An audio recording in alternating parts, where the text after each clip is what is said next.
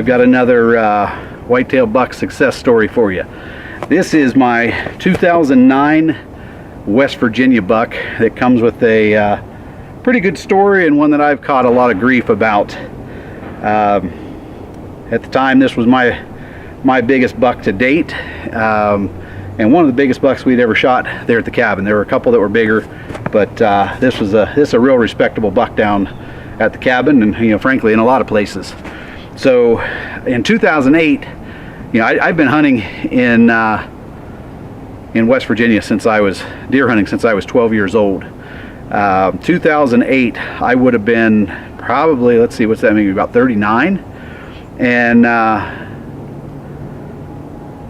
trying to do the math, right around there. Anyway, 2008, I purchased 25 acres that was adjacent to some family property.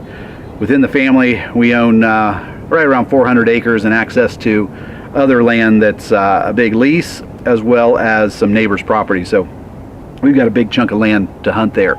And over the years had shot some, I had shot some probably basket 8s, maybe a little bigger than a basket 8, but never anything quite like this. I bought the property from a guy who ran a feeder, and we always saw the deer. You could see them on the ridge run to that feeder. So when I bought it, I decided I'd keep the feeder going and actually set up a stand right there by the feeder and a trail camera to see what was showing up.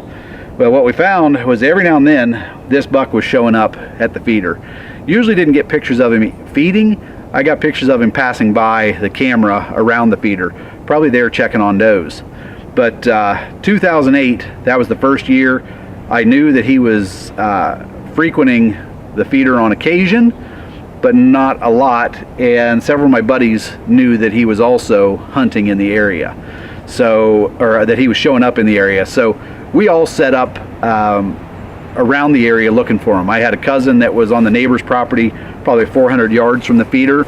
Not something he could see, but potentially on the path on the way to the feeder.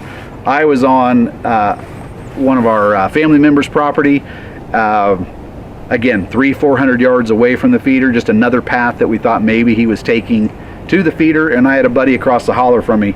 He was the furthest away. He was probably 800 yards away. But we had a pretty good circle around that feeder, or at least a half circle, and we hunted all week and didn't see any sign of this guy. At the end of the week, I grabbed the card out of it. I headed home, and I checked the card, and lo and behold, Thanksgiving Day at 10 a.m., he's out there underneath the feeder feeding with some does. And as I checked by the end of the season, I found he was out there quite a bit after gun week in the middle of the day feeding with does. The good news was West Virginia's season ended at the end of December, and I was getting pictures of him right up till the end. And I'll have to show some of the pictures from 2008 to show you what he looked like in 2008, because he wasn't quite this buck in 2008. But 2009 rolls around, and we're checking the camera, not seeing any sign of him, but we felt pretty well, we knew he'd made it, so we just wondering where he was. And right before, I don't think I had any pictures of him, but right before the gun week started, Friday, I'm at work and I get a call from one of my cousins, and he says to me, "Hey, I checked your trail camera at the feeder. The big boy was on it, and I hunted there tonight." And my first reaction was, "Are you kidding me? You checked my camera and then you hunted my spot when you saw my buck there that I've been looking for all season?" But it is what it is. I wasn't there, and we pretty much shared stands, and it was what it was. In the back of my mind, what I'm thinking is, this buck didn't get big by being dumb. So just because somebody else hunts there doesn't mean they're going to go in there and shoot him. So it happened. So I showed up Friday night. I hunted that feeder Saturday night, didn't see him. I don't recall if we had if we were allowed to hunt Sundays back then. I don't think we were. So he got a break on Sunday. But this feeder sat about, 60, 70 yards in front of the cabin I was building. So at the time I was not staying in the cabin. It was framed up, it was weather tight, it was all weathered in, but I was not staying in the cabin. I was staying at my family's cabin. And so I just decided, I had a stand about 25 yards off that feeder, and I decided I'm gonna hunt this spot every day until he shows up. So I will be here every day, all day, until he shows up, because I was confident he was going to come back. And I wasn't going to get pictures of him again in the middle of the day, and I wasn't there. So opening day, I rode my four-wheeler up past the feeder, parked it by the cabin, and went out and climbed into the stand, and I sat there all day. I saw a bunch of does, I saw some little bucks, but this guy didn't show up. And one of the things I noticed was out there on that point, the wind was swirling quite a bit, and the does would come out there and they'd get antsy. They were catching my scent, but couldn't tell where I was, and apparently wasn't strong enough for them to find me or spook.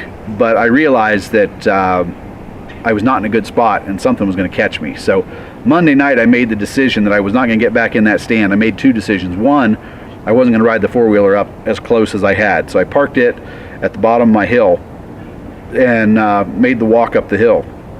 I also decided that I was not going to sit on that point where the wind was going to catch me, and I went into the cabin.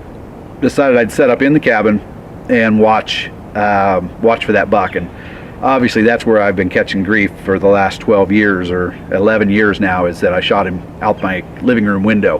The reality is I was sitting at the living room window, but it wasn't, the heat wasn't running. There was no heat in it. It was just it was like a giant box blind, but I've caught grief ever since. Anyway, I settle in there, and I don't know, 7:30, 7:45, the does start showing up, and they're out at the feeder. They all come in feeding. They're coming from all different directions, and I stand up from the chair I'm in, and I go over and peek out a side window, and just as I peek out, I see this guy passing the window on the left side of the cabin. So I, only a few steps from the other window, hustle back over there, and he walks by the front of the cabin at 10 or 12 yards probably.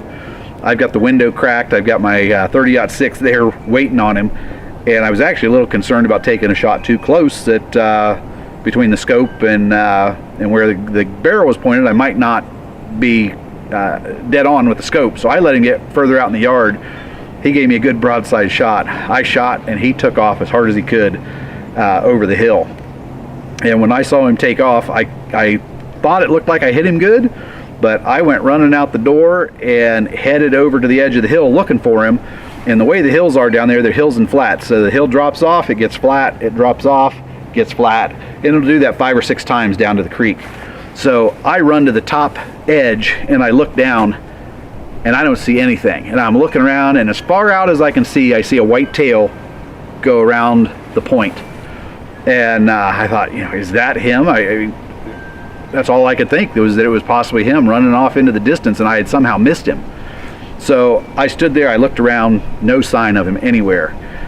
Walked back up in the yard to where he was standing, looked around, I quickly found blood, and I came down the hill through the yard. There was definitely blood. Dropped down the first hill to the first flat, and didn't see much blood there. And I'm walking around, and I'll see a whole bunch of blood. And I realize it's where I'd shot a doe a few nights before, and there was a blood trail on that flat, so that was not him. So I walked to the edge of that flat, and I looked for him some more, and I'm looking all over the place and not seeing anything, and just kicking myself. I'm like, how could I have not gotten a good shot on him? It just seemed like it was too easy of a shot. And I'm looking all over the place for him, down the hill, all the flats, and all of a sudden I look down on the side of the hill, and these are pretty steep hills that drop down, and I see his rack. He has died on his way over the hill, slid down the hill underneath of a log, and his rack was too big to slide under the log, so he got hung up on the side of the hill. So here I am looking at all the flats for him, and he's nowhere to be found on a flat. He is hung up on the side of the hill, but he is definitely dead. So that was my biggest. I've mentioned before, I've never had any of my bucks scored by someone who knows what they're doing, so I kind of winged it. And he had 13 scoreable points. He's got a couple here at the base, just some stickers. He's got some smaller stickers I don't really consider scorables, but some nice little stickers. And then you come up, he's got 2 nice stickers here. He's got a curved brow tine. It started to split, but we didn't get a whole lot of growth there. Nice G2, G3, real nice on this side. Same thing over here, but we got this nice drop tine on the other side. So he was one that was very recognizable, and that I was excited to be hunting. I was excited to get.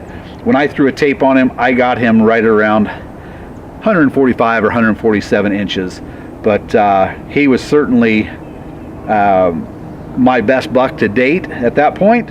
And he was the first buck that I ever was really hunting and had success in hunting a specific buck and shooting him. Not a great story in terms of, I got him over the feeder versus really figuring him out and catching him in his normal routine. But no shame in my mind to shooting him where I did. That he was there because of the feeder, or because of the does. The does were there because of the feeder, and I was just happy to get him. So nice buck. That's my 2009 buck. He changed my thinking in terms of how I hunted, because before that I was shooting a lot of mediocre 8 points, and I decided at that point, no more shooting anything that I'm not definitely putting on the wall.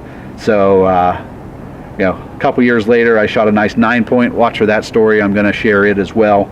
But that's it. My 2009 West Virginia buck, 13 scoreable points, about 145 inches.